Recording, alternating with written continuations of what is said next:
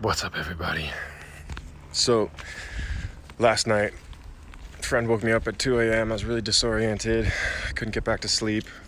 I ended up feeling the most depressed I felt in 2 years. And apparently that disorientation is played all the way into today because I got my butt out here for somatic therapy, but today's not somatic therapy day. So I'm in town at the place where I usually do somatic therapy, and I don't even need to be here. Which is funny, because if you watch in that previous video, the guy in that video, when I got out of the car that I parked, said, "Hey, you're late. I know you're late because you're just like me," so on and so forth. I'm not late. I'm a day early. So the last video ended with where to next? Well, I'm actually going to take this opportunity to do somatic therapy with myself. I'm going to go apply the uncovery process with myself and journal about it a bit. I'll reach out to the friend that I'm staying with tonight. I usually use his Wi-Fi and laundry on Tuesdays, but he's been waking up earlier and I've been waking up earlier, so he's like, why not just stay and we'll wake up in the same place. So maybe I'll get over there, upload more of these videos for you, do some work, and mostly work on the uncovery stuff because I'm going to be launching group number 3 this Sunday evening. Hit that like button because we're excited. All right, let's get into the feelings. So last week I was processing some sadness and anger from losing a friendship with a woman who wants more and I don't. And last night when I was woken up by a friend at 2 a.m., I felt anger, fear, confusion, a headache, and intuition said, run away. So I did. Right now, and then later that night, last night, I was feeling more depressed than I felt in 2 years, which is really scary. And let's see. Now I feel like an idiot because I'm out here at the park and thought I was waiting for my somatic therapist, but it's Monday. So I'm feeling shame, super embarrassed. Kind of excited to admit this to y'all, you know? It's like, hey, real good here, feeling real bad. Full of advice from a guy who shows up to a Tuesday meeting on a Monday. Yeah, human. I'm human. So perfectly, my usual bench is not available right now. My usual bench over there is occupied, which gives me a chance to try a little something new. I'm going to take the usual route that we take, start reflecting the same way that I do when my therapist is here, and then we'll check back at that bench. I'm going to bring us all down to uncovery. So for those of you unfamiliar with the uncovery process, this is a process that I've been developing for emotional or somatic self-awareness, really self-therapizing in groups. Really wonderful for all kinds of things. There's no fixing, no caretaking. Helps a lot of people unenmesh. The sharing helps a lot of people with shame. It's really a safe space to be heard. And the underlying process is really about noticing what's going on for us in our bodies. And as we quiet down and pay attention, we start to notice some of the stories that come up from those pains. So for example, right now I'm noticing tension in my shoulder blade. A story comes up, it's fear. There's a fear story that says, I need to put the phone down and stop holding it, or it's going to exacerbate. I'm going to be in more pain, and I'm going to be screwed in the long term. Hearing that, I feel both embarrassed and frustrated, trapped, weak, small, not good enough. Hearing myself say that, I feel some compassion. Kind of want to slow down and check in and be like, well, wait a minute. Is that really true? I feel a little softening occur. So that's an example, just being with ourselves and noticing what's coming up. And might sound easy. Go ahead and give it a try right now. Honestly, go ahead and pause the video and see how long you can roll with it. If you can, super happy. Share in the comments what goes on for you. And if you can't, stay tuned. And also feel free to reach out to try to get in on one of the new groups. If I could set up a Zoom group, maybe group 4 will be worldwide video uncovery. Trail.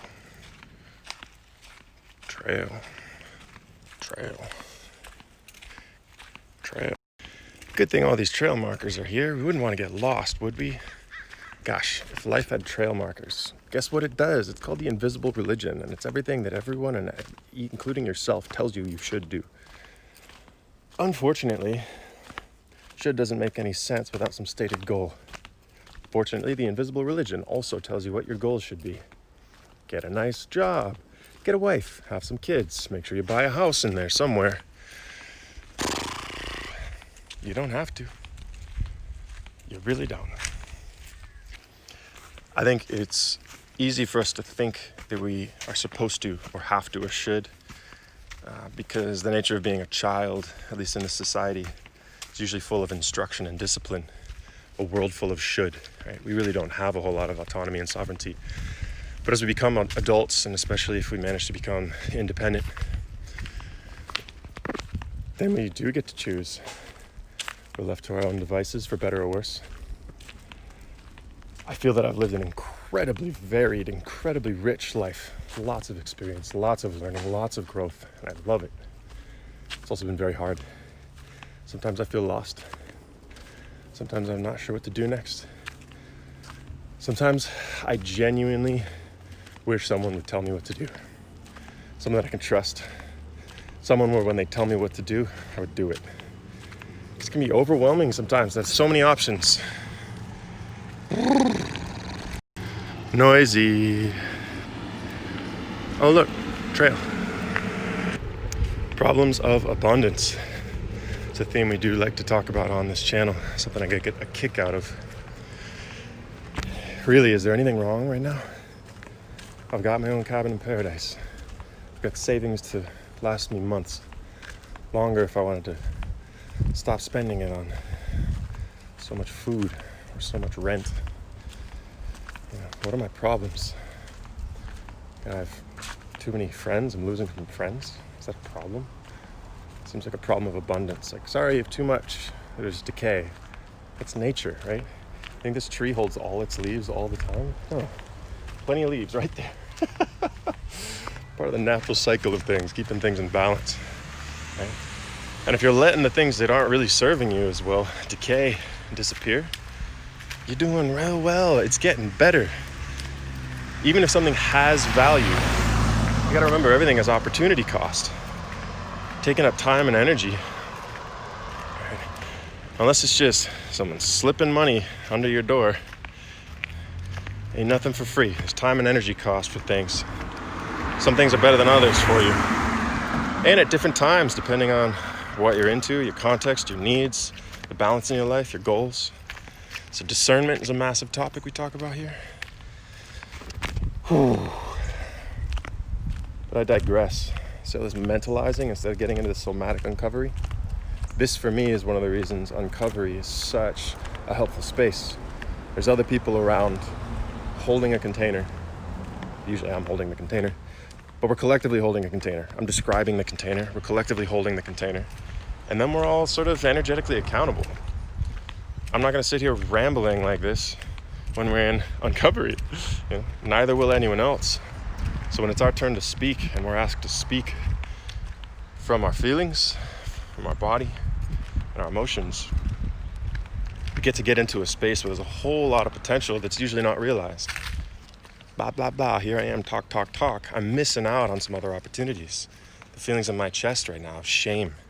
Oh no, how do I salvage this video? It's fine, what is that? Feelings of trapped, feelings of shame and embarrassment, not good enough, a desire to succeed. I get to feel love now. I appreciate the desire to succeed in me. Cool. Emotional alchemy. This is just happening for free by noticing here instead of being up here the whole time. Right? Let's say desire to succeed. I like that one. I'm going to keep that one. I'm going to sit with that one longer. I'm going to integrate that one. Wow, desire to succeed. And I notice as I stay with it, underneath that feels like, oh, and then I'll be loved. Then I'll be safe. Then I'll feel good. I'll stop suffering.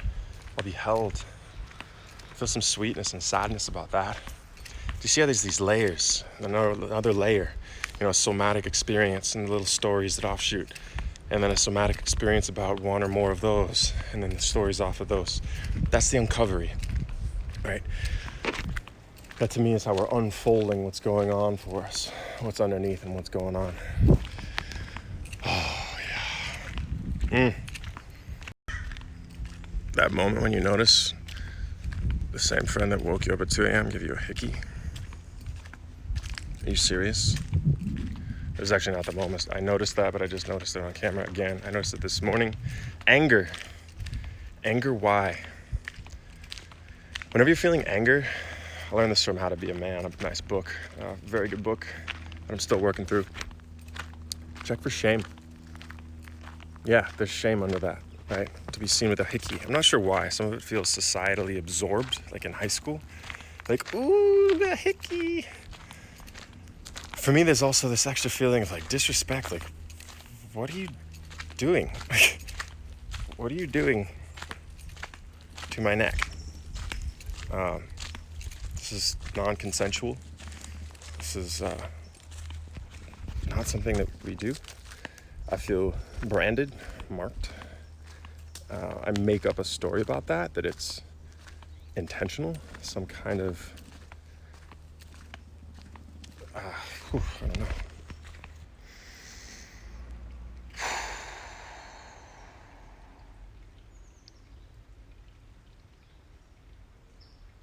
I'm feeling like a moment of clarity. That little thing right there, to me, feels like a perfect little mark of WTF. What am I doing? I went to this person's place to play piano, to read my book, to be held, to get good sleep, wake up early, play the market for an hour, tune into the 8 a.m.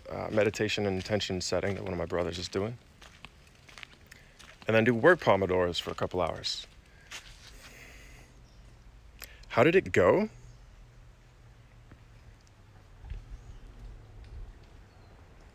And I got woken up at 2 a.m. and experienced the greatest depression that I've felt in over 2 years. Couldn't sleep. Slept past noon, and then came into town to a therapy session that doesn't exist. What am I feeling? A ridiculousness and a joy. Like, I'm ready to be like, ha, okay, this is a good joke. This is a good joke. Reality check. And this is another person asking for more now too. What? Okay. I don't, I think I have a hard time trusting relationships with women. This is not a comment about women. I think it's more about heterosexuality. I think women might have a hard time trusting relationships with men. For me as a man and a heterosexual man, I have a hard time trusting that in my relationships with women, they will remain stable and focused and sustainable without them breaking down in some way. My relationships with my guy friends, much more stable, much more solid. We navigate issues that come up better. We don't seem to end up like going off into fantasy land and wanting certain fantasies to be satisfied, like titles, or, oh, well, now I want you to have sex with me. No thanks.